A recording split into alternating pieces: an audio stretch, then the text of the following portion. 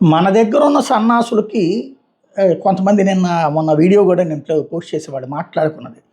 అణుబాంబులు అనేటప్పుడు కూర్చోబడిపోయిందిరా మోడీ గాడికి ఇలాంటి కోతలు కూసినటువంటి సన్నాసులు మన తెలుగు సన్నాసులు ఉన్నారు. వీళ్ళు దేశద్రోహులో లేకపోతే దగులుబాజీలో అర్థం కాదు. ఇట్లాంటి దరిద్రం తీసుకెళ్ళి ఆఫ్ఘనిస్తాన్లోనో పాకిస్తాన్లోనో వదిలిపెడితే దరిద్రం వదిలిపోతుంది.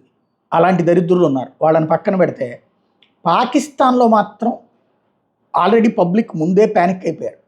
వాళ్ళు ఆయా ప్రాంతాల్లో వాళ్ళకి సంబంధించినటువంటి బ్యాంకుల దగ్గరన డబ్బుల కోసం అని చెప్పి క్యూలు కట్టున్నటువంటి కాన్సెప్ట్ కూడా వైరల్ అయింది.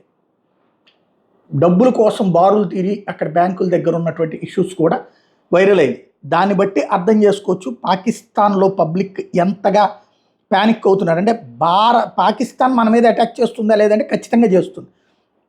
అయితే దానికంటే ముందు మన అటాక్ అన్నటువంటిది ఇంకా అంతకంటే సీరియస్గా ఉంటుందని నమ్మినటువంటి పరిస్థితి ఇక్కడ స్పష్టంగా కనబడుతోంది పాకిస్తాన్ వాళ్ళకి. అందుకనే పాకిస్తాన్ దగ్గర బారులు తీరినటువంటి దృశ్యాలు ఇప్పుడు వెలుగు చూస్తున్నాయి. ఇప్పుడు అన్ని చోట్ల కూడా ఏదైతే జరిగినటువంటి అటాక్స్ వీటికి సంబంధించినటువంటి పాకిస్తాన్కి సంబంధించిన వీడియోస్ ఇప్పుడు పెద్ద ఎత్తున వైరల్ అవుతున్నాయి. అక్కడ ఏదైతే అంబులెన్సులు అంటే అక్కడ ఏం జరగలేదని చెప్తారు కదా రేపు పొద్దున, మళ్ళీ మన దగ్గర ఉన్నటువంటి సన్నాసులతో సమస్య ఉంది కదా, ఉట్టుట్టినే అన్నారు లాంటి పదాలన్నీ సరదాగా వేశారు, సేవటపాకాయలు వేశారు, లేకపోతే కనుక అక్కడ ఏం జరగలేదు అనేటటువంటిది ఇవన్నీ కూడా విజువల్స్ అక్కడ ఉన్నటువంటిది, ఇక్కడ కాదు పాకిస్తాన్ లోపల అక్కడున్న పబ్లిక్ తీసినటువంటి వీడియోలు అనమాట.